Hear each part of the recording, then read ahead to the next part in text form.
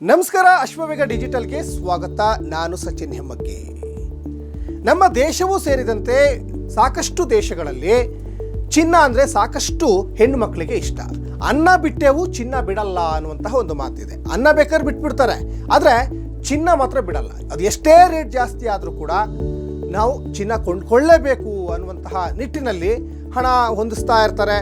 ಆದರೆ ಈಗ ಆಭರಣ ಪ್ರಿಯರಿಗೆ ಬ್ಯಾಡ್ ನ್ಯೂಸ್. ಭರ್ಜರಿಯಾಗಿ ಗಗನಕ್ಕೇರ್ತಾ ಇದೆ ಚಿನ್ನದ ಬೆಲೆ. ಚಿನ್ನಾಭರಣಗಳ ಬೆಲೆಯಲ್ಲಿ ಭಾರಿ ಹೆಚ್ಚಳ ಆಗಿದೆ. ಅಕ್ಷಯ ತೃತೀಯದ ಬಳಿಕ 5 ದಿನಗಳ ಕಾಲ ಇಳಿಕೆಯಾಗಿದ್ದ ಚಿನ್ನದ ದರ ಇದೀಗ ಭಾರಿ ಹೆಚ್ಚಳ ಆಗಿದೆ. ಇದರಿಂದ ಆಭರಣ ಪ್ರಿಯರು ದಿನ ಕಳೆದಂತೆ ನಿರಾಸೆಗೊಳ್ಳುವಂತಾಗಿದೆ.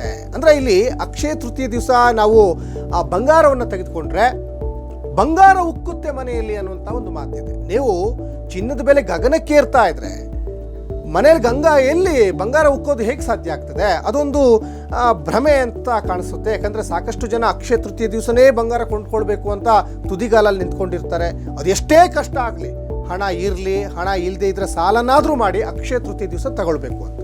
ಯಾಕಂದರೆ ಅದು ನಮಗೆ ದುಪ್ಪಟ್ಟಾಗ್ತದೆ ಅಂತ. ಇಲ್ಲಿ ಒಂದು ಗ್ರಾಮ್ಗೆ 200 ರೂಪಾಯಿಯಿಂದ 273 ರೂಪಾಯಿವರೆಗೂ ಕೂಡ ಹೆಚ್ಚಳ ಆಗ್ತಾ ಇದೆ.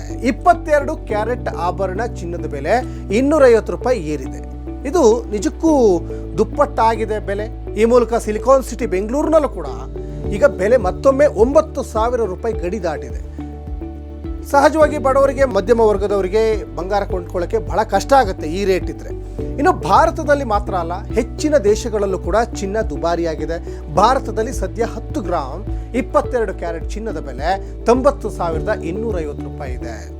24 ಕ್ಯಾರೆಟ್ನ ಅಪರಂಜಿ ಚಿನ್ನದ ಬೆಲೆ 98,460 ರೂಪಾಯಿ ಆಗಿದೆ. 100 ಗ್ರಾಮ್ ಬೆಳ್ಳಿ ಬೆಲೆ 9,700 ರೂಪಾಯಿ ಇದೆ.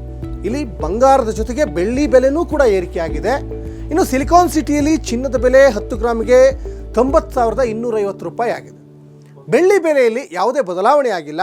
ಬೆಳ್ಳಿ ಬೆಲೆ ಸದ್ಯ 100 ಗ್ರಾಮ್ಗೆ 9,700 ರೂಪಾಯಿ ಇದೆ. ಇನ್ನು ಅಂತಾರಾಷ್ಟ್ರೀಯ ಟ್ರೆಂಡ್ ಚಿನ್ನದ ಮೇಲಿನ ಆಮದು ಸುಂಕ ಹಾಗೂ ಡಾಲರ್ ಎದುರು ಮೌಲ್ಯ ಆಧರಿಸಿ ಆಯಾ ದಿನದ ಬಂಗಾರ ಹಾಗೂ ಬೆಳ್ಳಿಯ ಬೆಲೆ ನಿರ್ಧಾರ ಆಗುತ್ತೆ. ಇಲ್ಲಿರುವಂತಹ ಚಿನ್ನ ಬೆಳ್ಳಿಯ ಬೆಲೆ GST ಸೇರ್ಪಡೆಯಾಗಿಲ್ಲ.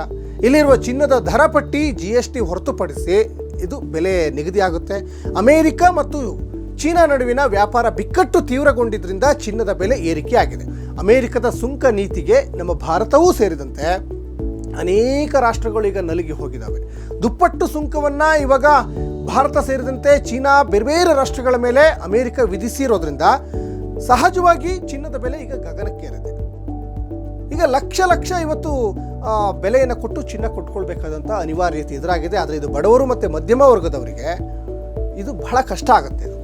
ಇನ್ನು ಏಪ್ರಿಲ್ 22ನೇ ತಾರೀಕು ಗರಿಷ್ಠ ದರ ಅಂದರೆ 9,290 ರೂಪಾಯಿ ಏರಿಕೆ ಆಗಿತ್ತು. ಟ್ರಂಪ್ ಪ್ರತಿ ಸುಂಕ ಜಾರಿ ಮಾಡುವ ಘೋಷಣೆ ಮಾಡಿದ ನಂತರ ಏಪ್ರಿಲ್ 4ರಿಂದ ಮಾರುಕಟ್ಟೆಯಲ್ಲಿ ಚಿನ್ನದ ಬೆಲೆ ಈಗ ಅಲ್ಲೋಲ ಕಲ್ಲೋಲ ಆಗಿದೆ. ಈ ಪ್ರತಿಕೂಲ ಸುಂಕದಿಂದ ಭಾರತ ಅಷ್ಟೇ ಅಲ್ಲ, ಭಾರತದಂತೆ ಅನೇಕ ರಾಷ್ಟ್ರಗಳಿಗೆ, China, Russia, Israel, Iran, Iraq ಹೀಗೆ ಬೇರೆ ಬೇರೆ ರಾಷ್ಟ್ರಗಳಿಗೂ ಕೂಡ ದೊಡ್ಡ ಹೊಡೆತ ಬಿದ್ದಿದೆ. ಇನ್ನು ಏಪ್ರಿಲ್ 3ನೇ ವಾರದಲ್ಲೂ ಕೂಡ ಭರ್ಜರಿ ಬೆಲೆ ಏರಿಕೆಯಾಗಿತ್ತು.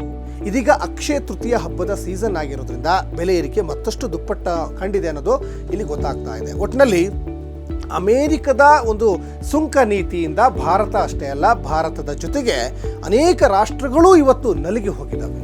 ಯಾಕಂದರೆ ದುಪ್ಪಟ್ಟು ಬೆಲೆಯನ್ನು ಕೊಡಲೇಬೇಕಾಗ್ತದೆ, ದುಪ್ಪಟ್ಟು ತೆರಿಗೆಯನ್ನು ನಾವು ಕಟ್ಟಲೇಬೇಕಾಗ್ತದೆ. ಇದು ಅಮೇರಿಕದ ಒಂದು ತೆರಿಗೆ ನೀತಿಯಿಂದ ರೋಸಿ ಹೋಗಿದ್ದಾವೆ ಅನೇಕ ರಾಷ್ಟ್ರಗಳು. ಈ ಅನೇಕ ರಾಷ್ಟ್ರಗಳ ಈ ಒಂದು ರೋದನೆ ಅಮೇರಿಕಕ್ಕೂ ಚೆನ್ನಾಗಿ ಗೊತ್ತಿದೆ.